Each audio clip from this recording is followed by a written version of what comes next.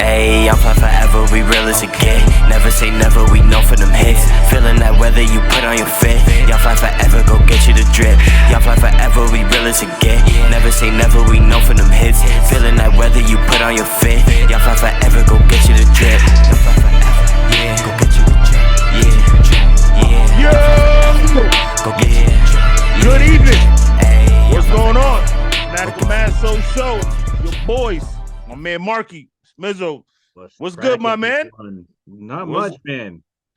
All right. Hey, talk some sports, some bozos, and let's get some things going. Let's get some things going. Marky got a rant because his Falcons lost to my Commanders. I ain't even gonna talk. I ain't even gonna talk it like that because we lucked out. It shouldn't even have happened like that. The way they coughed up that damn game, like, you know what I mean? Like, man, yeah, we got lucky. Bro, like I said before we started, this just goes to show you how bad Arthur Smith is of a head coach. Yeah, we got a good show for y'all tonight. We appreciate y'all jumping on, watching, supporting us. First off, I'd like to thank my sponsors. If you're looking to get a plate, whatever you want, lobster, baked macaroni, all the fixings, Big Belly Barbecue, Timothy Brunfield, right out here in Worcester. Hit him up. He's got a website, Big Belly Barbecue. Check him out. Also, if you're looking to get clothes, check out my man, She's Black, a.k.a. Charles Price. Young Fly Forever Clothing. He's got clothes for kids, men, women, teenagers. And he's got a grand opening coming up on Halloween. So check that out. I'll be posting a flyer right here on the set or here on the show. So go hit him up. Go check him out doing his grand opening. Support, especially if you're local. Support the local business. And as always, like, subscribe, share, comment. All right, like we said, we got a great show for y'all tonight. We're introducing a new segment. Yep. We're asking, talk to me or miss me when it comes to comments by athletes, former athletes, and such. And also, we'll give our bozos of the week, our rants, like he said, and we're also going to give our locks. You know how this goes. And also, tune in Monday before the NBA season tips off. We have our NBA preview. Yep. You know what I mean, we're going to give it that. We're going to break it down to everything. Coach of the year, MVP, defensive player of the year, sixth man, who we think is going to win the NBA championship, and more. Who we looking at, who we think is going to fall off, all that. We're going to get down and dirty to it. So y'all watch out for that too as well. All right, here we go. So last night's game turned out to be a game. It was the Jaguars were in control most of the game. And then the Saints all of a sudden came out, started scoring in the fourth quarter, tied it up. And then one big play from Trevor Lawrence to what's my man's name? Christian Kirk. Yep, Christian Kirk. Again, I don't understand why when they tip down that sideline, you just don't push him out of bounds. Somehow you just can't get enough hands on him. Yeah. To shove him out of bounds. He kind of you know what I mean? He wiggles through and shifts and he tips those and he scores. It's just an angle, man. It's an angle. Right. Like even playing it like you think, because I've been in those situations, whether it's in practice, in a game, or whatever, where it's like, oh, I'm right there. I can, and you just take a weird angle for some reason, and you can't actually get him, and you're like, damn it. It's literally a game of inches because you're trying to judge someone else's speed, and that's really tough. All right, so here we go. Let's give the logistics. The Jaguars won on Thursday Night Football, 31-24. Trevor Lawrence didn't have a great game, pedestrian. 20 of 29, 204 yards, touchdown. He rushed. He led the team in rushing with 59 yards on a bum knee, supposedly. Yeah, Travis, man. This should literally shut people up about Trevor Lawrence. Absolutely. Shut up. The kid's greatness in the making, and he's going to be one of the top guys ever. I've been following Trevor since high school. I've been obsessed with his talent. I don't want to say I knew he was going to be this good, but it's just, I don't know how you couldn't see it. Watching him at Clemson, if you even seen his high school tape. And then even when he played under Urban Meyer, you saw flashes of what he could be. You just knew that he needed to get a real guy in there. And now he's thriving. I think in 2 or 3 years from now, he's going to jump over Josh Allen, Joe Burrow, Justin Herbert, and we're going to be talking Pat Mahomes, Trevor Lawrence, Pat Mahomes, Trevor Lawrence. I think that's I what got you. I think that's what we're going to be. That's the trajectory. I think we have Trevor Lawrence. I have him anyways. No doubt. He's definitely going to be good. I liked him in Clemson as well. It's weird. He's from Georgia. How the hell did Georgia not pick up on this? But anyway, it doesn't matter. Anyway, but yeah, so Travis Etienne did his thing. He had 2 touchdowns. Derek Carr, 33 of 55, 301 yards, touchdown and a pick. Again, I'm gonna say this again. If you throw over 55 times or over 50 times, over 40 times, I feel like you're gonna lose. You're not gonna win that game if you drop back and throw that many times. Yeah, that's just my feeling. That's my feeling on that. This season is an indictment on Peter Carmichael, the Saints offensive coordinator. Yeah. This guy's an idiot. Yep. He doesn't know what he's doing. And Dennis Allen, he's never been a good coach. He was handed the keys to a Ferrari, but maybe it was missing a few pieces. No doubt. For the most part, that team was very well put together, and he's done nothing with it. Yeah, and then you see, Kamara had a good game, 150 yards, over 150 yards total, rushing and receiving. I mean, Taysom Hill, again, I'm going to say this real quick. Stop doing these gimmicky plays with Taysom Hill. Make him a tight end hybrid or Deebo Samuel where you know what I'm saying? Jet sweep, hand it off. Feature him a lot more. Don't just put him out there for a couple plays or at the goal line. Put him out there at least 65 to 70% of the time. And the Saints offense will be that more dynamic. And he can catch passes. I watched him catch a pass with his hands, not with his body, with his hands, and run and got yards after the catch. Knife. Right. He slashed. You remember Cordell Stewart. He's the new Slash. He's a utility knife, man. Use him in any way you can. I don't know why teams don't do this. Like, I don't know if it's the NFL, because mainly it is the NFL. These guys just run what they want to run. They don't work to their players. I don't know if it's ego, hubris, or whatever. There are a few college coaches who do it, but it's usually the guys who offenses just work. They're just so spread out, stuff like that. But you look at guys like, look at the Saints not using their weapons to their advantage. Obviously what you did with Alvin Kamara, but dude, what was Michael Thomas's big thing? Slants guy. Man, have this man be running slants. Chris Olave's good in intermediate. Like, use these guys. Taysom Hill. Get packages in there. Stop using this QB sneak. I get it. No one can stop it, but get more creative. That's it. Stop sticking to with what you think works. And so many of these coaches do that. And it's like, you got to work to with what you have. All right. So let's run through it. So plays wise, the Saints ran 87 plays to 56 plays for the Jaguars. First downs, the Saints had 25 to the Jaguars 18. Time of possession, the Saints was 36 to 24. Yards, Saints again, 407 to 330. And the Jaguars almost gave the game away with the 2 fumbles that they had. Christian Kirk fumbled. And then the fumble on the kickoff where the guy's own man ran into him. He's trying to block the guy. He gets run into him. What's your takeaway from the game? Who do you think, if you look right now, who's going to go further? If you look right now. Oh, Jacksonville, man. It's not. They're just coming into their stride. The Saints are falling apart at the seams right now. Okay. This game was literally a mirror of the Falcons-Commanders game. We had Commanders in every statistical category, everything but points. That falls back on bad coaching. Because clearly your guys are moving the ball. You're just not doing enough play calling wise.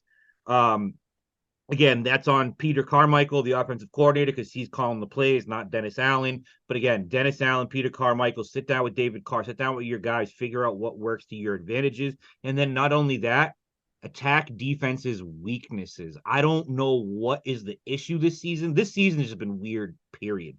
I feel like no one cares what the other team's doing. They're just going to do whatever the fuck they want to do. And it's not working. Mm-hmm. Like, look at the Eagles against the Jets. They shouldn't have lost that game. Yeah. Chargers against the Cowboys. Kellen Moore's ego got in the way. Take the field goal, man. Like, damn. What are we doing here? Like, these are amateur pedestrian looking games across the board. Right. And it's not Crazy. because the talent on the field, it's because of the decision making and the calls. They brought this whole analytics bullshit into the game, and now it's ruining. Oh, analytics said you go for it here. Well, I don't care what analytics said. Dude, if you're not doing anything, punt the ball, Kick the do field. something. Yeah, yeah. Hit the field goal, do whatever. Right. Just do it. Yeah. Yeah. All right. So you segued into it. Your takeaways from last week's games. Last week's sports period. What's your takeaways from it? Just I don't know. It's clearly it's shifting, and it's not shifting in a good way, man. Okay. I don't know what. There's too many egos involved at this point, and I don't know what's happening. It's across all sports. It's everywhere. I mean, we'll touch on it later, but I mean, you got Caleb Williams asking for part ownership. Like, bro, like Wow. where do you get off? Like, come on. No man. doubt. No question. You know what I mean? Even in the NBA, you got some of these guys saying some pretty outlandish things, and it's like, dude, like I get it, but stop. The It's NFL, different, man. these coaches, Bill Belichick's another one. Great. The dude knows how to put a defense out there. On offense, he doesn't know how to use any of his guys. Like whatever offense you're running, you know it's not working. Maybe change it up a little bit. A little bit. Doing this shit. Yeah. A At little bit. Canada over in Pittsburgh, it's clearly not working, and Mike Tomlin refuses to do anything. It's like, dude, you like, is it your ego, your hubris? Someone got some photos of you in their phone doing something you shouldn't be doing. Text message, like, what is it? Like, what is going on? Right. Yeah. I mean, it's gotten pretty bad, man. My takeaway is just like you said, it's just different, man. Yeah. The sports world is different. It's gotten to more social media focused and wanting to trend more instead of just Playing the game. doing your job. Yeah, playing the game. Yeah. Social Playing the media is game. literally ruining everything. Everything. All right. Now, as we get into college football, our locks and everything, before we get to that, what are you looking forward to this week in college football? What games you looking forward to? I should say. Honestly, I'm looking to that Penn State Ohio State game. I'm definitely looking at that one right there. Talk to me. Penn State, to me, has been one of the most impressive teams this season. I think they should be in the top 4. I think just by what you see on tape, they're better than Florida State. No, hell no. Who they play? They played Iowa's the only ranked team. I gotta disagree with outside of the LSU game and the Syracuse game. Florida Smith has looked average. I mean, Florida State. Nah, Arthur no. Smith. I went as yeah. You got him on the brain. You got him on the brain. Yeah, Florida State has looked pedestrian. All right, against BC and Clemson, okay. You see what I'm saying? But they beat the brakes off Virginia Tech and team. But you should have beat the brakes off Virginia Tech. Right? Okay, but I'm just saying okay. Penn State. It's just I wasn't expecting. You don't expect a lot of these things from Penn State. I mean, they're always in the top, but they always seem to disappoint when it comes time to put up or shut up. And this year, they've been they've been pretty damn good. I mean, I know they're 5-point underdogs. Obviously, that's because they're in Ohio. They're at Ohio. Yeah, the horseshoe. But I think Ohio State hasn't looked that great to me. I mean, they're undefeated, but they don't look like Ohio State to me. Yep. And it's just, I don't know, something about this Penn State team feels different. I think this is going to be a really good game, and I have Penn State winning. Okay. I don't think Penn State's better than Florida State. They haven't looked better than Florida State. I mean, the opponents that they've held, all the opponents they've held under 20. West Virginia, Delaware, Illinois. Iowa is ranked, but Iowa can't score to save their lives. Have you seen the spread for Iowa and Minnesota? Not the spread. The over-under is 30.5. 30.5 is the over-under. And then you got Northwestern, and then they beat Massachusetts. They beat UMass by UMass didn't score 63 to Yeah. nothing. Obviously, you expect that, but when I watch Penn State or I see like their clips and their film, it doesn't Okay. look ugly to me. Okay, no, it doesn't. That's what I'm saying, and that's what I'm saying. When I look at Florida State, it's ugly. Yeah, against who? Against Boston College and Clemson. Boston College, Clemson. They should have lost to both of them teams. They could. They Exactly. should have. But talent wise, they looked talent wise. They obviously have them. Let's see. I'm trying to figure out who else. I think Clemson. But hold on, before you, I think Clemson and Boston College is better than both and any of them teams that Penn State has played. That's what I mean. That's what I think. I mean, for sure. Okay, I'll give you that, but I just really don't feel like these. I don't know. To me, when I watch Florida State, I feel like they're relying too heavily on their talent, and when I watch Penn State, it's their execution. They're doing these things with not a team like Florida State. But I think Ohio State's going to be a test. It's going to be their biggest test, and then I'm pretty sure they have to play a top ranked team. So we'll find out. I think Penn State's for real. I maybe it's because I want them to be for real because I'm tired of them being toted not for real, and then falling short in big games. It's not like they're getting blown out, but it's just miscues here and there, and that's what I feel like there is different. There's not a lot of miscues. Yeah, they do play Michigan later on. After that, they do play Michigan like whatever week it is. I got you. My bad. Let me get this back up. They're gonna have to play one of them in the Big Ten championship, right? Yeah, but they do play Michigan though, and so they play Ohio State, and then they play Michigan 3 weeks after that. They play Michigan on the 11th of November. Yeah, that's crazy. So yeah, we'll see what happens.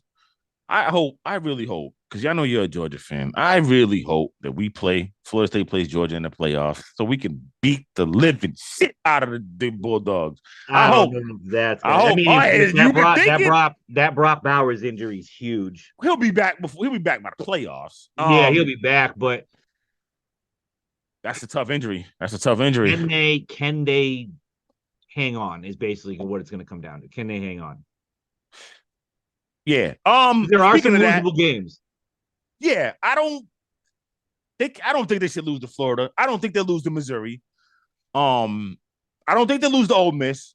The Tennessee game, because it's in Neyland Stadium in Knoxville, that could be the one. But all those games are losable, and when you don't have Brock Bowers and you're relying on your offense this season and not your defense. Well, they're top. Yeah, you guys are top 10. You're top 10 in everything, though. Exactly. Don't do that. But they're relying more on their offense. They're not relying heavily on their defense like they were last year or the year before, because they had monster defenses. The offense is clearly the juggernaut right now. It's walking on all cylinders. So, but all those games are losable. That's 4 or 5 games you just named. If they walk out of that 3-2, it's over. Well, yeah, they can't lose one to me, because then they got to play Alabama. Exactly. They can't lose one. They're top 6 in defense. I think the only game they would lose, honestly, it would be if before they got to Alabama, would be Tennessee. If they lost Tennessee, I could see Ole Miss too. Yeah, I don't see it, but I know what you're saying. So speaking of that, that's the game I'm looking forward to: Tennessee and Alabama, because I want to see what Tennessee does off their big win against Texas A&M. Alabama's rolling. Everybody thought Alabama was done after that loss to Texas and the way they played against South Florida. Alabama's coming back. Yeah, that's the game I'm looking at. Alabama. Another game I'm looking at: USC Utah. Look, I said it. I said it on my non-takeaways. I think USC is going to lose a couple more games, man. I thought they was going to lose to Notre Dame, and I think they're going to lose more than one game. I think they're going to lose to Utah, and I think they're going to lose to probably either UCLA, either one of them teams, Washington, Oregon State. Washington, or do they play? They don't play Oregon at all, do they? Or do they already play them? I don't remember. They don't play them. Hold on, I got you right here. They do play Oregon, actually. So they're going to lose. I think they're going to lose. They don't play Oregon State. They're going to either lose. They're going to lose to. I think they're going to lose to Utah, and they're going to lose to Washington and Oregon. And then they play UCLA. I don't think they're going to win any of those games. I don't. Their defense is just that bad. And Caleb Williams is doing everything out there. And not only that, Everything. now that we're getting closer to the end of the season, Caleb Williams isn't focused on college football. That boy don't give a rat's ass. We'll get into it. We'll get into it. You said it. You teased it already once. We don't gotta tease it again. Yeah. So all right. So here we go with our locks. Last week I went. I was horrible last week. Actually, let me do this real quick. I gotta have been pretty bad too. Last week I was. Last week I was. Yeah, I went 2-3. Nope. 3-2 in college. I'm sorry. I went 3-2. That's what I went in college. Here's my locks for this week. All right, so I got Penn State. We just talked about it. Penn State +5 at the shoe. Ohio State. I'm with you. I was just trying to, I had to talk shit about Penn State, but I believe in Penn State too. I believe in them. Oklahoma -17.5 UCF. Washington State +20 at Oregon. That's a big number, man. Washington State's a good team. Oregon came off a tough loss to Washington. I said what I said. I think if Oregon plays Washington in a Pac-12 championship game and beats them, both them teams will get into the college football playoff. All right. Minnesota +3.5 at Iowa. We just talked about it. The over-under is 30.5. That's crazy. Yeah. And then I got Utah. We just talked about them. Utah +7 at USC. That's who I got. I got Penn State +5. I think they're going to beat Ohio State. I got same thing. I got Oklahoma over UCF at 17.5. I have Alabama here. You're playing in Tuscaloosa. You're hitting your stride. You got a rival coming in. This just screams classic Nick Saban blowout. What is it? What is Alabama? Who's the favorite? Alabama was Alabama by 8.5. I think they're covering that. Okay. And then I have Duke +14. I don't know if they'll win this game, but I don't see them losing by double-digit touchdowns. I don't. Okay. If BC and Clemson can put up that kind of a fight against Florida State, I think Duke can too. With the defense, absolutely. And then I have Michigan State favored by 24 points over Michigan over Michigan State by 24 points. Again, Michigan State's just in peril. And this investigation into Michigan, I know it could throw a wrench in some things, but Jim Harbaugh's a rah-rah guy. I think he'll use this to his advantage, and he'll galvanize the troops. And they'll drop 60 on these boys. Just to prove a point. Just to prove a point. No doubt, I'm with you. All right, switching gears to the NFL. Would you like to talk about what happened on Sunday, or no? Yeah, and I've said this multiple times in the past, and I'm going to stand by this. Arthur Smith is the problem. That was clear. Okay. I said some things about Desmond Ridder, which yes are true. I don't think he's there. I don't think he was the guy to put on this team as a starting quarterback just because of the talent. But Sunday showed me it's about 80-20. Arthur Smith. He was getting in play calls so late, Desmond Ridder was screaming at him on the sideline. That's the big one for me. And for those of you who don't watch football or just kind of casually watch it and don't really understand the inner workings of the game, you cannot give a rookie quarterback 3 to 4 seconds to make pre-snap reads. Right. You can't do that. Not only 3 to 4 seconds to do that, but 3 to 4 seconds to get everybody set, the motions going.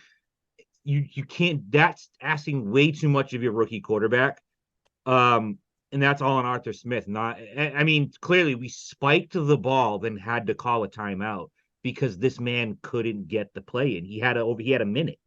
He had 60 seconds, and we had to call a timeout. Now, I'm not going to say Desmond Ridder is getting off scot-free here because he had 3 interceptions, which to me only one was horrendous, which was the one in the end zone. The other one I do have a problem with wasn't necessarily the throw itself. It was the call. Okay. Bijan Robinson out wide by himself on an island, one-on-one with a slow-ass linebacker. And the slow-ass linebacker isn't even playing off coverage. He's pressing him. He's considered one of their fast linebackers, too. That's the problem. But I'm not saying you're wrong. I'm saying he's considered one of their pressing Bijan Robinson. I don't care what the damn play is. The moment I look to my left and I see that, I'm hot routing that to a fly every time. So that is a bad throw to me because that is, regardless of play call, you should have seen that. You let him get inside. Exactly. Get Not only inside. that, he was playing inside leverage. They understood it was 4th and short, and I get it. It was short, and you want to get the first down, but that screams touchdown. Yeah. Defense came, man. We held you guys under 200 yards, and we lost. That's Arthur Smith and his play calling. Simple as that. I don't know. Sam Howell had 3 touchdowns. I don't know what he was calling. I'm watching this game, and there's no consistency in what this man does. Not only that, again, back to what we were talking about, ego, hubris, whatever the hell it is. Watching Commanders film all season, I even said this last week or the week before when you guys played the Bears. Double moves is your kryptonite. And I know you said something about who you're gonna throw it to, who's the speed. Drake London is 6'4", 225. Yeah, he throw it up. Throw it up. Throw it up. Throw it up. Kyle Pitts runs a 4.4 40. He's outrunning any linebacker or safety you got. Absolutely. He traded for Van Jefferson, who's a speedster, which Ritter should have hit him on that throw. He had him. Just miscue. That's just coming along. I understand that. But not to use Van Jefferson more on shots like that to keep that defense honest, because the defense knew we weren't going to go deep. No doubt. We were up in the box, bringing everything down. You knew what we were going to run. No doubt. Arthur Smith just didn't care. You stack the boxes. You do the same thing Detroit did. Stack the boxes, played tough, played physical, covered short. Yep. And hit us in the ass. You know the weakness is double moves. Send Kyle Pitts on a slug and go. Send Drake London, who you send on curl routes all the time. If you watch Falcons film, that's all this boy runs half the time. Yep. Curl and go, man. Kyle Fuller is going to jump that. Yep. And he don't even got to be a burnout. You see it, just lob it up right after that. Drake London's going to come down with that. That boy's catch radius is insane. Of course. Like Kyle Pitts throw in the end zone, that was a little bit of a double move, and it worked. Yeah. Yeah. He worked the leverage, and I don't think the play call was a double, but he worked the leverage and went out, and Desmond hit him right in the money. Like, things like that. That's what Arthur Smith isn't doing. Desmond Ritter has shown great progress over these last 2 weeks, and the 3 interceptions were due to the play calling and scrambling last minute before the snap. The end zone throw was horrendous. I was going to say that one wasn't. That one was on him. That was also, if you look at the play call, we almost got a third delay game in a row. No. Like, what the hell? Like, he panicked because he's not getting calls in time. It's just, it blows my mind. But one big takeaway from you guys, man, is Sam Howell. Look, guy, put all your money in the Sam Howell basket now. You have to. You have to figure out a way to protect him. This kid is a baller. Yeah, you have to protect him. You have to protect this dude. He's got it. He's got it. He does got it. He holds on to the ball too long at times. Like, just don't take the sack, throw it away. Him and Desmond Ritter are in the same situation. Right. It's like their first year starting. These are the growing pains they're going to go with. But Sam Howell, he's the guy. He's got it. I give you that. He's got it. Yeah, I'll let you do your thing. That's a good take. We'll see. But what about you, man? What were your takes from that game? Listen, my takes was that Commanders just aren't ready yet. And it's sad because, like I said, when I said to you who you're gonna throw it to, not because you don't have weapons, but because your burner is really your tight end. You know what I'm saying? Your burner is your tight end. And now you got Van Jefferson, so that's another one, but that's added. He's got it. You got to get him. You got to work him in. It's going to take a minute to call him that first. We have that.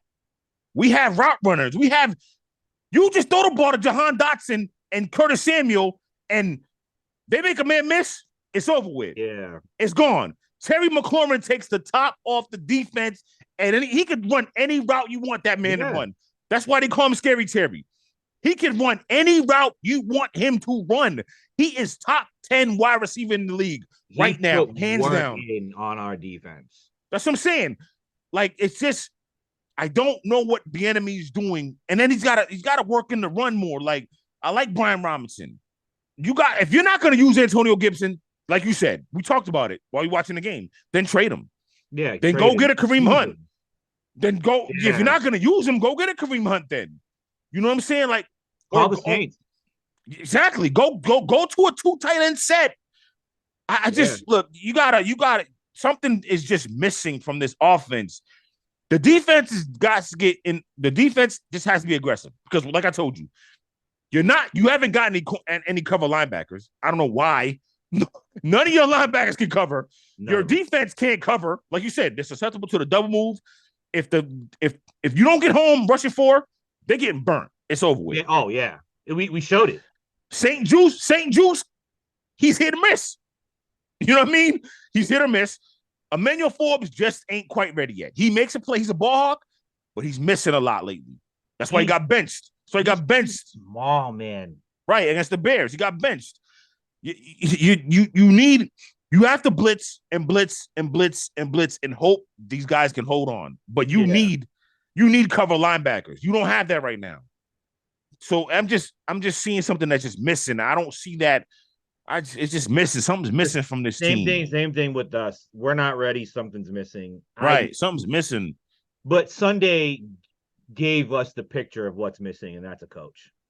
It's the coach. Like, as much as the Falcons gave it away, the Commanders gave it away too. They almost gave it back. Both teams are like, I don't really want this game. Both teams are like, I don't know. I don't want to win it. Do you want to win it? You can have it. No, I don't want it either. Like, it's Arthur Smith because Nielsen does the defensive play calling, and that man all season, if we're getting torched in the first half, you're not doing shit on the second half again. And that's what happened. Arthur Smith, man, just can't even put an offense on the field, never mind make adjustments. That touchdown to Brian Robinson on the screen was off a pick. We didn't drive down the field. It was off a pick. Turnover. Quick screen pass. He takes it. Nobody's there. And he balls way into the end zone. But other than that, we didn't do much. So when Falcons go on a long drive, I'm telling you, we need a long drive now. What happens? 3 and out. Yeah. We need a long drive now. What happens? 3 and out. Come on, man. Same thing here. We need to score here. God damn it, pick. Right. We need to score here. Delay a game. Right. It's just both teams was basically playing hot potato with the win. I don't want it. You can have it. I don't want it. You can have it. And eventually the Commanders did win. That's an indictment on Ron Rivera and Arthur Smith. Right, absolutely. Those guys lead the teams. The team put the talent out there. Just on the field, you're a reflection of your coach. Absolutely. So that's what I take from it. That's exactly what I take from it. Yeah, like I said, it sucks to say, as bad as the Giants are, like, we might make them look good on Sunday. And I don't want that. I don't want to speak that into existence. Nah, man. Every week, you guys are one of my locks. Every week, Ron Rivera should think my job's on the line. You got to get this win. You have to get this win. Same way. We cannot lose to the Bucs this week. We can't. Please don't. But all right. All right. So speaking of that, the games I'm intrigued in is obviously my team against the Giants, because I want to see how they follow up with this loss that they probably should have lost, but they won. That's really it. I mean, again, I want to see what the Dolphins do now, what the Eagles do coming off. That's another game I'm looking at. Yeah. How do the Eagles respond to that? That should be a wild one. That's the game I'm looking forward to. But this is gonna sound crazy. Maybe it's because of my hatred here. I'm really looking forward to this Bills-Pats game. I was just gonna say. I want to see what else do you have. I really hope Buffalo goes out here and drops 50. Yeah, that's what I'm saying. If this is not a last stand, I don't know what a last stand is. You have to do something to Patriots. You have to do something. You need to, if you want to never see Bill Belichick again, you put the nail in his coffin. That's it. Drop 50 on him and smash him. Yes, you need to. You can't beat him 31-20. You can't. Nah. You need to beat him like 52-3. They ain't scored 20 all season. Yeah, you need to beat the brakes off these. Or maybe guys. they did. They scored 20. But yeah.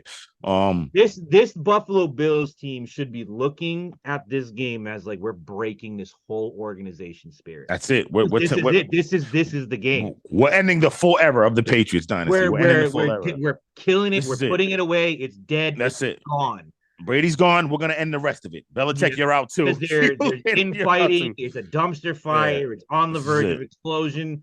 And if Buffalo goes in New England, and drops 50 or 40, good night, Bill. That's it. See you later. You gotta go. It's all right. That leads us into our locks. Got the Bills -8. I got the Bills. -8 the Patriots. Listen. There's no. I can't root the. Listen, Bills are gonna smash them. They have to smash them. I'm going to Bills.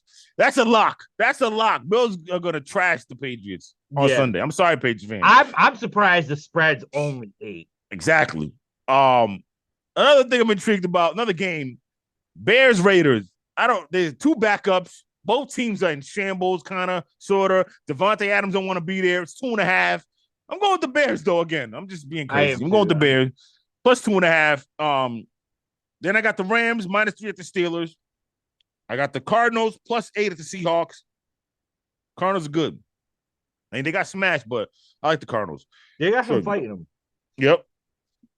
Excuse me. And then I got the Packers, -1 at the Broncos. I think the Packers beat them. I think that's another. The Broncos are as big as a dumpster fire as the Patriots. I think this is another nail in a coffin. Yeah. Never even started. Yeah, that's it. You lose this game, and then it's time to start making trades. Yeah. Everybody got to go and start figuring out. Build it back up. John Payton's clearly tanking. Yep, and build it back up. Yeah. My locks again. Buffalo. Buffalo's mine.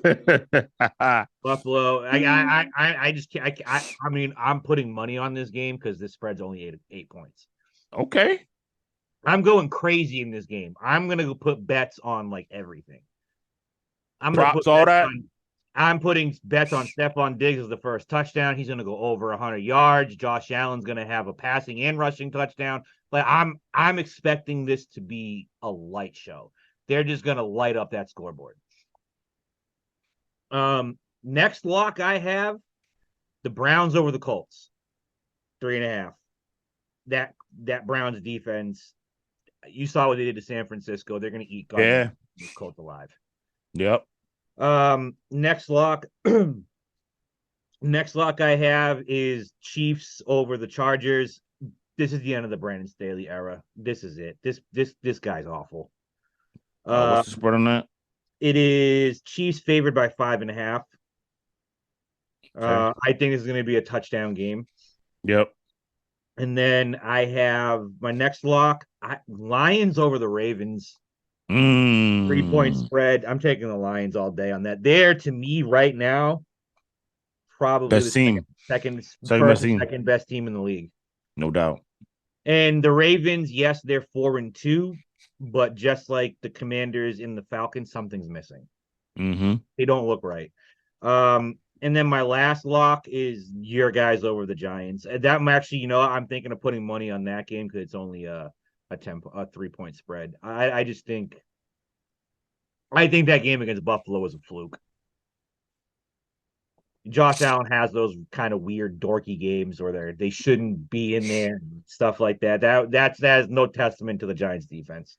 I think if you guys can do what you did against us, against them, you guys are beating the brakes off them. We need to. We got to put one together. A full game. So those are my locks. Cool. All right. Y'all got the locks, college, pros, everything else like that. Remember, like, subscribe, share, comment.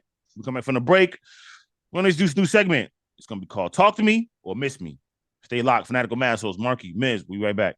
Be right back.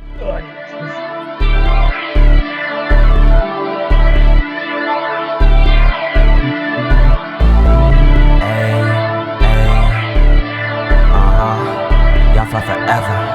Turn that shit it Y'all fly up, yo. forever. Ayy, y'all fly forever, we real as it get. Never say never, we know for them hits. Feeling that weather you put on your fit. Y'all fly forever, go get you the drip. Y'all fly forever, we real as it get. Never say never, we know for them hits. Feeling that weather you put on your fit. Y'all fly forever, go get you the drip. Yes, indeed. Yes, indeed. Welcome back to Fanatical Massholes Show. Boys, Marky, Mizzo. Welcome back. Thank you for rocking with us. All right, before we go, I'd like to shout out our Super 7 out here when it comes to high school football, according to Worcester Telegram and Gazette. Shout out to them. So our Super 7, top 7 teams out here. Grafton, 4-2. The next game is at Tantascwa, Friday at 7 p.m. Y'all go check it out if y'all in the area. Doherty, 5-1. Next game is at North, Friday, 6 p.m. Go check it out if you're in the area. Number 3, Shrewsbury. They're 3-3. Their previous ranking was number 1. I don't get how you 3-3 be number 1, but whatever. It's not my issue. They play their division. Right. Okay. So they play at Leominster. They play Leominster 7 p.m. Friday. Go check them out. Number 4, St. John's at BC High, noon Saturday. Damn, I heard of BC High. That's this damn school. All right. Number 5, Marlboro. They play Shepherd Hill this Friday. Ooh, that's Friday coming up, 7 p.m. Actually, they're playing. Can we shout about they playing right now? The game's already over. It's 10 o'clock. yeah, the game's over. I'm bugging out. My bad. I'm saying stuff right now. Number 6, South 4-2. They already played. That game's been over. They played Bronco tonight. And number 7, Westboro. They played Groton Dunstable at 6:30. So yeah, that game's over too. Yeah. Hopefully they won. Shout out to all them. Respect to all y'all young kids out there playing. Keep playing the sports. Stick with it. Builds character. Stick with it. I'll get better at that. I don't know. I was bugging out just saying stuff. All right, here we go. Right back into it. So before we get into our new segment, I got a new segment here. Let's talk about this Michigan stealing signs. So, Marky, Michigan is being investigated for sign stealing. Everything we know is including allegations about an ex-Marine. I don't even know what the hell an ex-Marine has to do with any of this. Yeah, me either. But so this is my takeaway from that, from what I've read. Yeah. I mean, it's just a quick read about it because I don't know much, because honestly, I think this is just petty. Right. It's only a problem if they're stealing it during the games, but from what I'm seeing, that's not the case here. Yeah, it says off-campus in-person scouting of a future opponent. Yeah, so according to NCAA rules, in which it says in the article, that's not it's pro, but it's not like anything crazy. Like, teams are normally provided extensive video footage to scout opponents at the issue. At issue, according to sources, is whether Michigan used unnamed individuals to attend games of both scheduled opponents and possible college football playoff opponents in effort to gather information on their signs. That's just a scouting report. That's done every week. No doubt. What are we talking about here? Like, this is stupid. No doubt. You don't want teams stealing your signs. College football, here is your problem. Make more signs. You're too simple. There was a big debate about this, I want to say 10 or 15 years ago. I forgot who it was. I think it was Chip Kelly or one of those new guys who were holding all the signs. Yeah. For their play calls. They were like Oregon who did it first, right? I forgot who did it first, and I forgot who it was, but they were bitching about teams stealing that. Well, duh. You just watch ESPN. No doubt, because they had like a face. They're like this guy and that guy, right? That's what I'm saying. Yeah. Like, what are we stealing play calls, like literal? Because if that's the case, why aren't you doing this? No doubt. Like every other head coach. No question. Or are they stealing signals?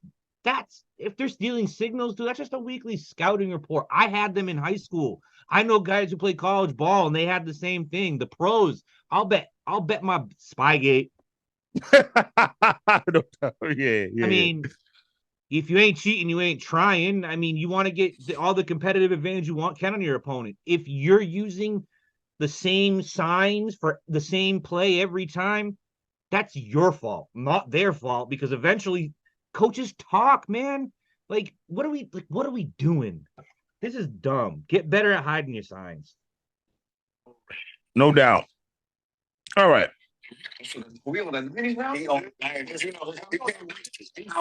So now we get into this new segment I like to call Miss Me or Talk to Me.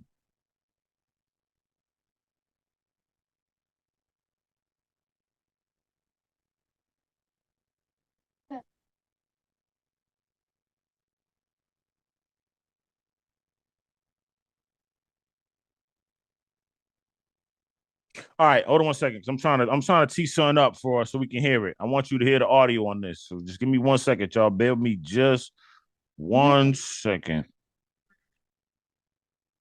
There we go. Never mind. I connected to it already. iPhone 4 connected. All right. Disregard that. I'll get this right. Disregard that. You heard that, right? I heard a little bit of it. All right, here we go. So now I'm going to play what Gilbert Arenas is saying. Here we go. You ready? Yeah.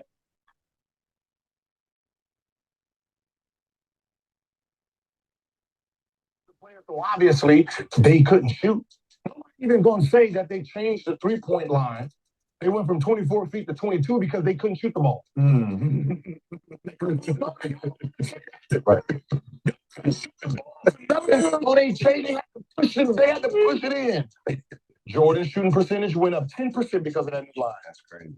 30% to 40%. Just because of the new line. Overrated. The 90s?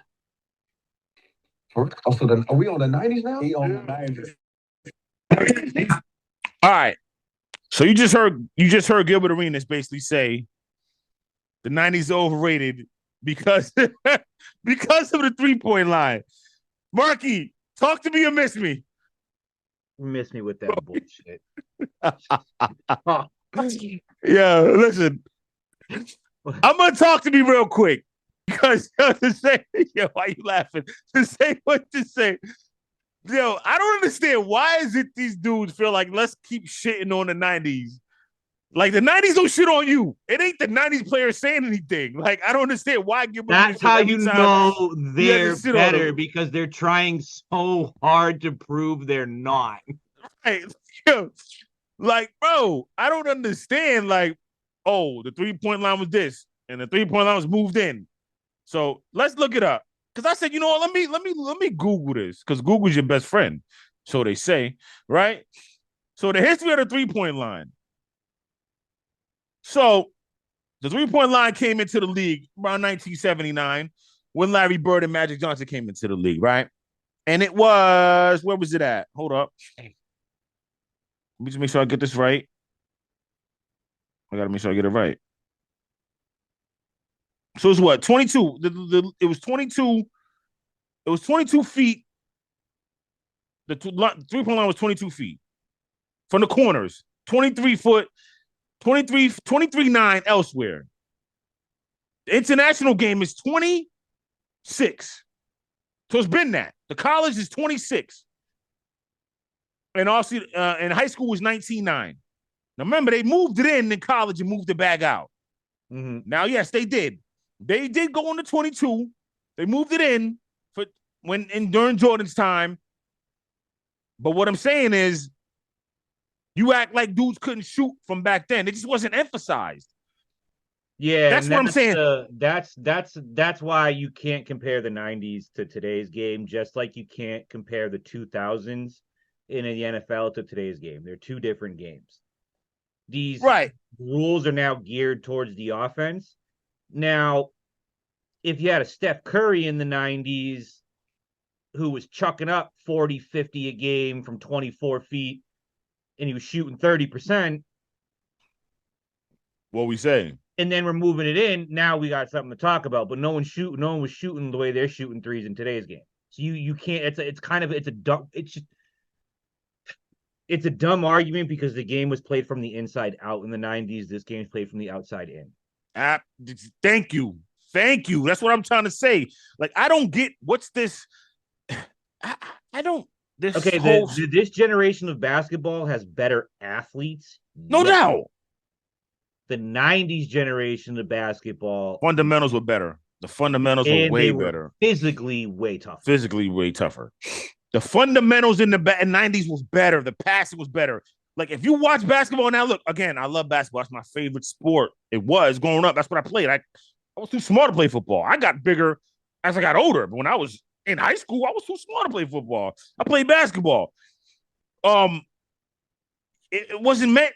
Listen, it wasn't meant for the physicalness. I mean, no, it was meant for the physicalness. But what I'm saying is, physical guys that wasn't physical got knocked off the 3-point line. They made them shoot 2-pointers, and if they couldn't make it, then guess what happens? Everything goes down. Your field goal percentage goes down. You're not really in the game like that. You know what I'm saying? Like, it's a dumb argument. It's just another way to. I mean, I know Gilbert Arenas isn't from this generation because he's part of kind of like the crossover era where they were crossing over into that, but he's not from this era, and they're just trying so hard to make this era of basketball the better era due to the fact that it's way more popular now. It's worldwide. So they're trying to use all this to their advantage to say, listen, we're doing things the 90s didn't do. Oh, and by the way, the 90s couldn't shoot 3 points either. So we're just right. Like, let me clean it up though, real quick. Let me clean it up. Basically, what we see now is more and one. It's more what we played on the blacktop. Yeah. Oh, 100%. Take him in off the dribble. Dribble, shoot 3. Dribble, you get mine, you dunk. Dribble, alley-oop, dunk. It's not move without the ball movement, back cuts, you know what I'm saying? Screens, you know what I'm saying? It's none of that. And the teams that do that win are the teams that get to the championship. Golden i.e. State. the Celtics. The Celtics did that under Ime Udoka, and then Golden State did it. The Nuggets did that. You know what I'm saying? Miami Heat does that. They play team basketball. That version of basketball is showing you it's better than your version. Thank you. I messed up and fumbled originally, but because he had me so amped up what I was trying to say. I was so I get what you were saying, but like, look at the teams who have been in the finals lately. They're not these. It's not Luka in them. It's not Young in them. It's not Ja Morant in them. It's not. It's not those boys. It's not. It's guys like Giannis who play from the inside out. Joker inside out. The Celtics played ball movement. Look at last year when they weren't doing that. They were so up and down. They looked confused. They lost to the Heat because they didn't do that. Exactly. Period. There's a reason for Steph Curry's case. It helps that he's also in a guy from this generation, because it shows you what you do if you can put them all together. Absolutely. If you can put this crazy 47-foot from the logo shit into this offense, it makes you unstoppable. Absolutely. Absolutely. All right. Michael Parsons says he wants the Eagles and the 49ers to receive the same energy the Cowboys do after their losses. You talk to me or miss me? So I'm going to say talk to me just like you did, but it's a miss with this. Okay. All right. So every single year since I've been growing up, all I've ever heard is this is the Cowboys season. The Cowboys, the greatest franchise. This, that, blah, blah, blah, blah. I'm over it. Y'all haven't, I don't even think, won a playoff game since the 90s. And every year you guys are up there competing for Super Bowls and talking about the postseason, and you guys don't even know what to do when you get there. Now, the Eagles are 5-1.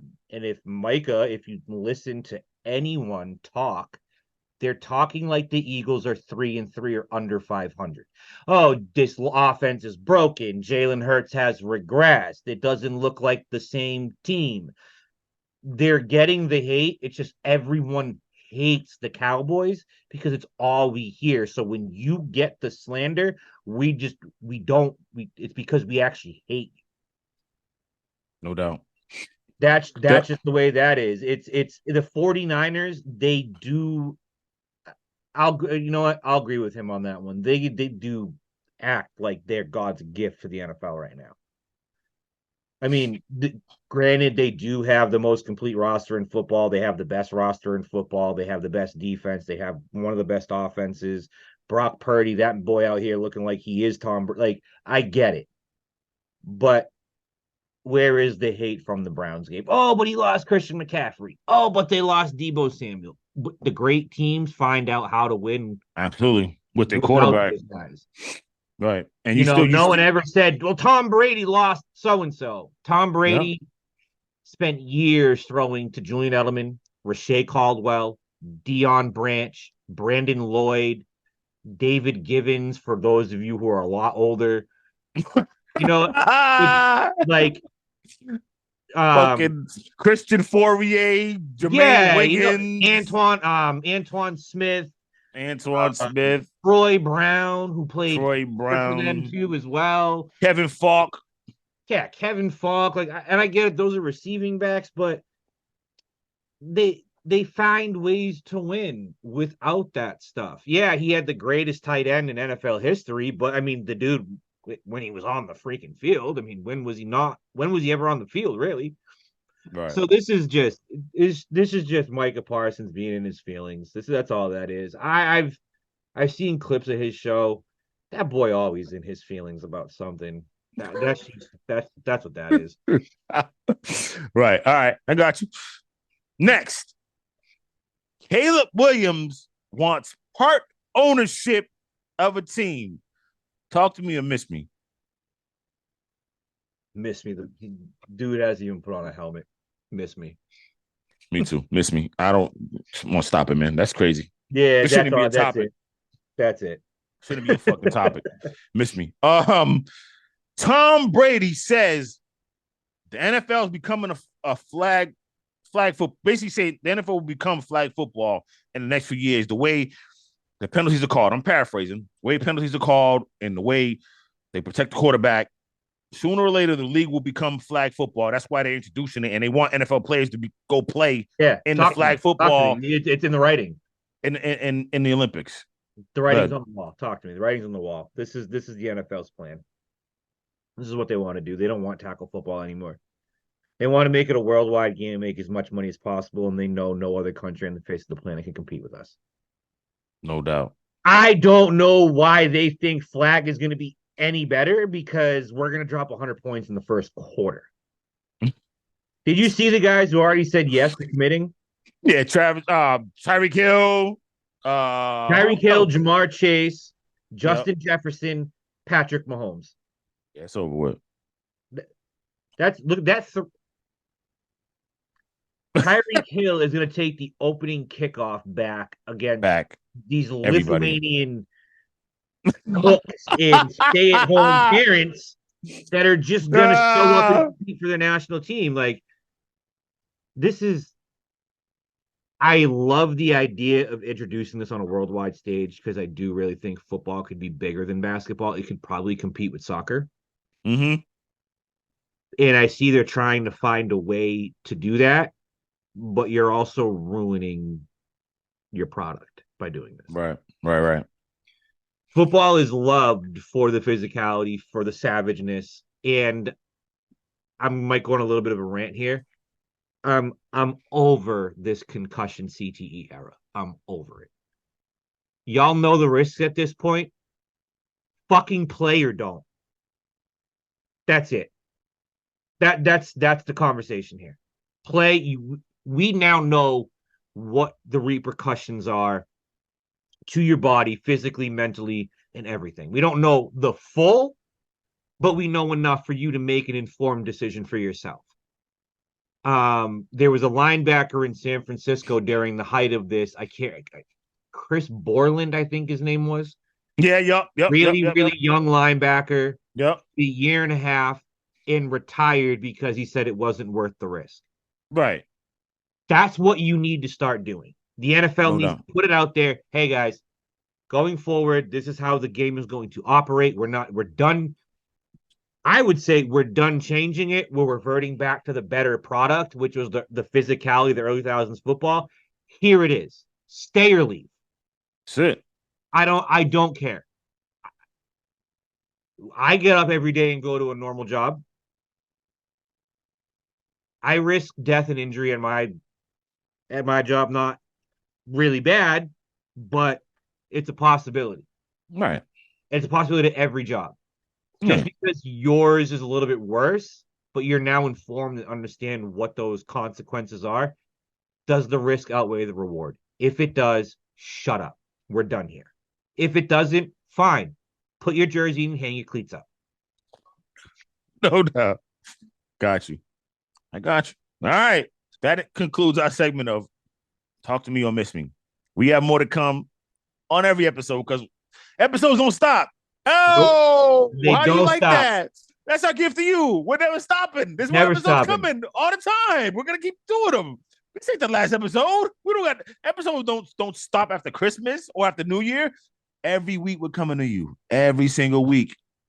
Buckle That's up. 365 episodes. That's it. You heard what he said. Buckle up.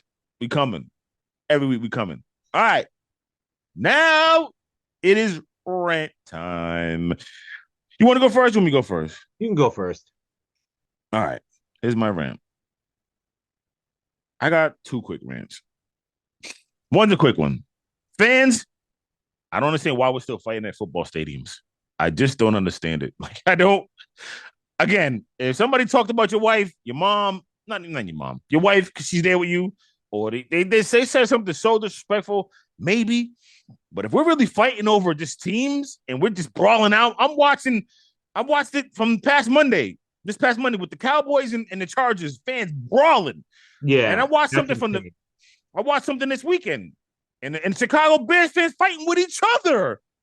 One fan walks up on another fan and lays him out. Catches him from behind and lays him out. That's not like the definition of Chicago right now. I don't know what is. Like, what are we doing? Like, at the end of the day, we're not getting paid to act like this. They're not paying you to knock somebody out. You're paying your money, and you might get banned and never come back to the stadium. Yeah, you're paying. Go have a good time. Go have a good time. Excuse me, and cool out. Talk your shit, but cool out. Yeah, It's a be game. chill. It ain't that serious. It's a game. Talk what you got to talk. If you win, yeah. If you lose, you got it. But go home without having to sit there and bang on somebody. Again, now if somebody comes up to you, you got to defend yourself. I'm never telling nobody not to defend themselves.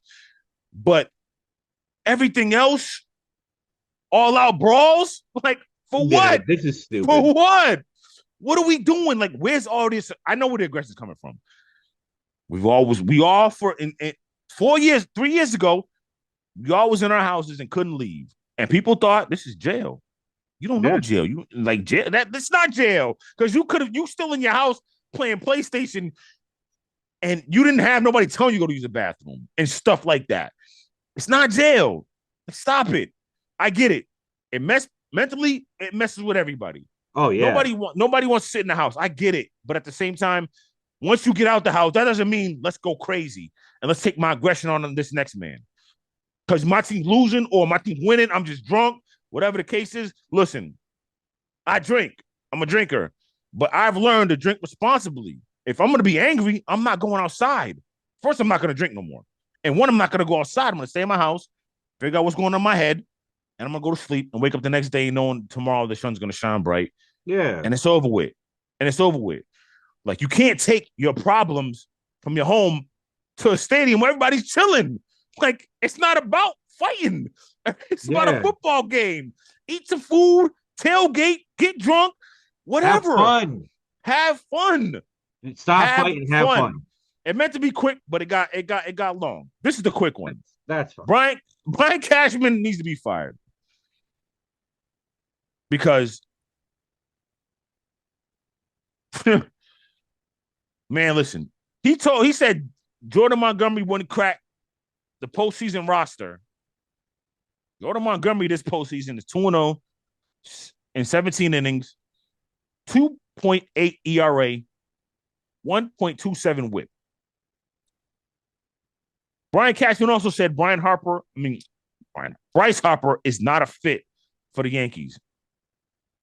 368 batting average. Basically, .380 OPS and 3 home runs. And that was before this. He's hitting home runs after that. Bryce Harper wanted to be a Yankee. He said, I'm willing to play first base. And guess what he's doing in Philly? He's playing first base. Oh, This oh my. Yo. Come on, man. Brian Cashman, just do me a favor. Just walk away. Just walk away. Yeah. Let somebody else do this, man. Let somebody else do this. You've made 2 big ass blunders. Bryce Harper wanted to come. We could use Bryce Harper. That's wild. I love Anthony Rizzo. I do. But Bryce Harper right now? Man, stop it. It's not even a conversation. And he's left-handed, just like Anthony Rizzo. Stop it. That's my rant. Go ahead, bro. Go ahead, bro. My rant this week is going to be on the same guy it was last week, dude. Here we go. I'm over this. So my rants in the previous about him, I get it, but because Desmond Ritter had a big part of it, I thought, but Sunday showed me that this is majority Arthur Smith. These play calls are horrible. His clock management was horrible. His instincts or lack thereof instincts were horrible. That 2-point conversion attempt made no sense to me at all. Well, the analytics say, okay, I get what the analytics say, but here's the thing. If you miss it, now you have to score for the 2-point conversion. You don't have a choice. So if you get the ball back with little time and you're shooting for OT here, you made it a lot harder on yourself. Mm-hmm. That was awful. Getting the play calls in late, there's no reason for that. After we spiked the ball, the play call should already be going in. Mm-hmm. The fact that we spiked the ball and then had to call our last timeout, and then on that very same play, we got the call in late and almost took a delay a game. And Desmond Ritter ended it with that interception to Jamin Davis. Now, if I'm Desmond Ritter in that situation, I get the idea of the play call. But if I see Bijan Robinson out there by himself on that island, I'm adjusting the entire play. I don't care if there's motion. I'm saying, shut up. I'm yelling 7, however you're going to get his attention, and I'm going to hot route him to go. Mm-hmm. I don't care. It's just, you don't even have to hot route him. Y'all just look at each other and just know what's about to happen. There's zero excuse for what happened. There's Desmond Ritter. He's not getting off scot-free here because he made some pretty egregious throws. But the egregious throws and decision-making was due to the panic that set in prior to the ball being snapped. He's not getting enough time to read the defense pre-snap and get everyone set and get the motions going. Mm. So he has to – the clock cuts off at 15. Mm-hmm. So – or not the clock. The microphone cuts off at 15. So from 15 seconds on, he's on his own. He's got to get the play out called because clearly Arthur Smith's getting it right before it cuts. So now he has to call it, get to the line of scrimmage, get the motions going, and read the defense before the clock hits 0. Right. Not doing all that. That's a lot to ask of a kid who started 8 games. No doubt. You should have ran it in a way where you say, hey, in certain situations, if we have this, just do this instead. And stop being so complicated with your motions. We're not fooling anyone here. He paused to like. We're not fooling anyone here when we send Bijan across the formation. We're not fooling anyone when we send a tackle to the other side. We're not fooling anyone putting a fullback in the slot. And I get it, that's more for substitution purposes. But you're so predictable, teams aren't even buying your personnel. No doubt. Like you're coming out in 21 personnel, but lining up like you're in 11. I get that. If you're creative with your play calling and your structures, yes, that works. Mm-hmm. Guess when it doesn't work? When you just call the same 9 plays. No doubt. In different ways. Like no one, Arthur Smith, I know you'll make it to the end of the season. If do not make a You sure? He will. He's 100% going to. If we do not make a wild card, he needs to be fired. No doubt. There's no reason for this. He said a 3-year plan. So I got into argument with a few Falcons fans about it already. And he's like, yeah, he said 3-year plan to be competitive. I said, correct. I said, but in years 1 and 2, we were already competitive. He exceeded expectations for 2 years. Now, not only are you underwhelming, like you're heavily underwhelming. Like it's ugly. Like it's not like, oh, a few missed call here, a bad play here, a missed throw here. It's like a whole 3-4 weeks. We had the 2 blowout losses to Detroit, then we had Jacksonville. Then we won. Then we play you guys. It's like, dude, 3 of the last 4 games, you look terrible. It's Arthur Smith. This man sucks. And Desmond Ridder, he's going through growing pains. He's not good right now. I'll admit that. He's not good. But you've seen enough out of him now where you know if you can fix these things, he's going to be good. All right. There you have it. All right. Our bozos of the week now. My bozo is Sam Houston football. Sam Houston State. The team's 0-6. I get it. And they were playing the FIU Panthers, Florida International Panthers. But you only have 100 fans?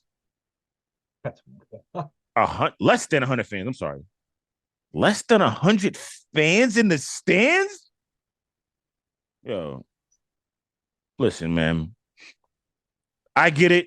Your team give you an 0-6, and you like, why should I go? But that's your team. If you rock with them, support them. If you can go, the tickets might not even been that expensive. Just have fun. Hang out. It's a Wednesday night. Go do something to do. We're just here at the stadium. Even if you trash them, go to the stadium. Less than 100 fans? Yeah, that's insane. I don't even know how you keep a program going on that. Bozos, man. That fan base is bozos. You're worse than the Chargers fans and the Rams fans. That's bozo fans because college football fans are supposed to be the standard, regardless of what college football is. 100% they're the standard. They're supposed to be the standard. They show up and show out. Always, even if their team's bad. Less than 100 fans? That's crazy. Come on, man. And I'm going to put the picture up so you'll see it. You'll see the picture showing on the show right now. Less than 100 fans in the stands. That's crazy. So you could hear a pin drop in the stadium? Like, come on, man. Y'all are bozos, man. How do you take how do you even have field advantage? You don't even have not advantage at that point. Do better, fans. 100%. That's my bozo. my bozo of the week is Caleb Williams. Yeah. Bro, who do you think you are to ask for that? Bro. Tom Brady doesn't have it. Peyton Manning doesn't have it. John Elway doesn't have it. I mean, he works for the Broncos. But Joe Montana doesn't have it. No one has stakes in the team. Tom Brady does now. Raiders, he bought part of it. That's what I'm saying. Like they didn't. Yeah. They're not doing what he's asking. Right. I got you. And to come out here and I'll commend you for the bravery and the balls for doing that. But dude, you haven't even taken a snap in the NFL. You know who else was highly touted coming out of college? Jamarcus Russell.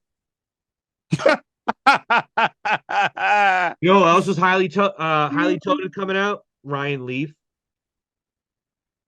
Yeah, you wrong. Johnny Manziel. I mean, do you see what I'm saying here? Not all number 1 picks pan out. I mean, where's Jameis? Where's Baker? Jameis Winston, yeah, Baker. Like, where's Marcus Mariota? Where's Carson Wentz? Like, where are these guys? Yeah, I know they weren't all number 1 picks. These were top 2 picks, top 3 picks. RG3, Andrew Luck, just up and building the Colts. You can't do this, man. And players have already tried. I believe Aaron Rodgers tried with the Packers, and it's not allowed. It's not allowed. You could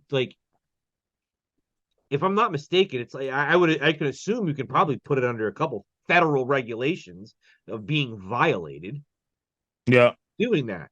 It's just, dude, get out of it. And not only that, man, more and more is coming out about Caleb Williams that he looks like Johnny Manziel 2.0. Yeah. I think I said it Crazy. to you earlier. The talent's there, the mindset's not there. Right. And his mindset looks worse than Kyler Murray. No doubt. Like Kyler Murray, he's got an ego, he's got a head, but he's just a little kid, technically, kind of at heart. I mean, there's no pun intended on that. But like he just plays video games too much. You know what I mean? Like he's like, yeah, whatever. But Caleb Williams is a diva trying to be like one of those guys. He's like trying to be OBJ with the Kyler mentality, with the crazy, like, you know what I'm saying? Like Mm-hmm. the personality. That's not what you want in your quarterback. Kyler, you can deal with it because it's not like he's out here making noise. He's just not doing anything behind closed doors. Caleb Williams is out here making a lot of racket. And it's Caleb, yeah, he's do better. This dude's a bozo. I love his talent. This dude's great. I love watching him. He's phenomenal. But dude, fix your personality, fix your head. Something. I don't know if it's just everything coming to a boiling point to you now that you're realizing that you are the shit. That's probably what it is. Because I'm not saying he's a bad college player. I'm just saying it because that mindset's awful. That doesn't work out, and that's another reason why NIL is going to cause such a problem going forward. Because this dude's already made millions. That doesn't intrigue him anymore. You know what I mean? Like the prize that these guys chase is already being handed to them before they get to the finish line. So they're expecting more at the finish line. Right. Why would I sign a rookie contract when this mom and pop car dealership just gave me 10, 20 mil? Yeah, no doubt. You know what I mean? Yeah. Dude, man. Caleb Williams, both of the week for me. Yeah. All right. Real quick before we go, Terry Stotts, assistant coach for the Bucks, he resigned after an incident happened in practice. So reportedly, Adrian Griffin, after the team shoot around, he gathered all the team coaches, whatever it is, all the team coaches, and called for Terry Stotts to join him in a huddle. Terry Stotts asked for time with the players. Griffin yelled at him to join the coaches' huddle. And basically, that's what prompted Terry Stotts to resign. You think this hurts the Bucks? No. Okay. They're too talented. Got you. They're too talented. Not only that, I think on the court, I think Giannis and Dame cannot let this kind of things affect the team. I think they have the right people in the right places for the most part. The Bucks, even when they were bad, they never seemed like that organization. Mm-hmm. You know what I mean? Like you can tell bad organizations, it was bad. Everything's just bad.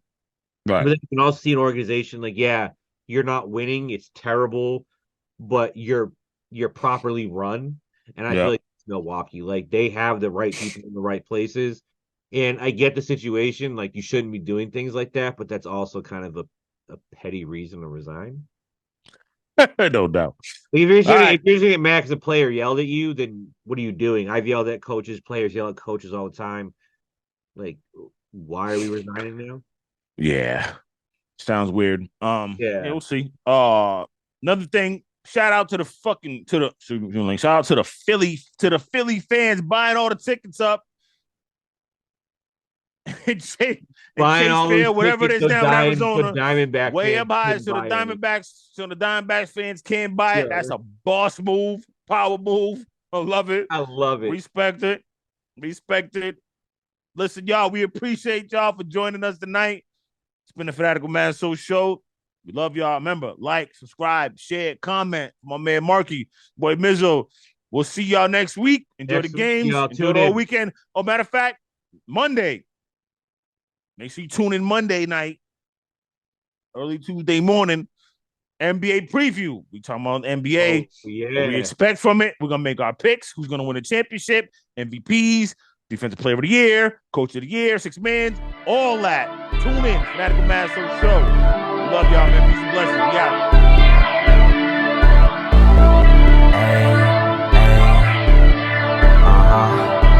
fly forever.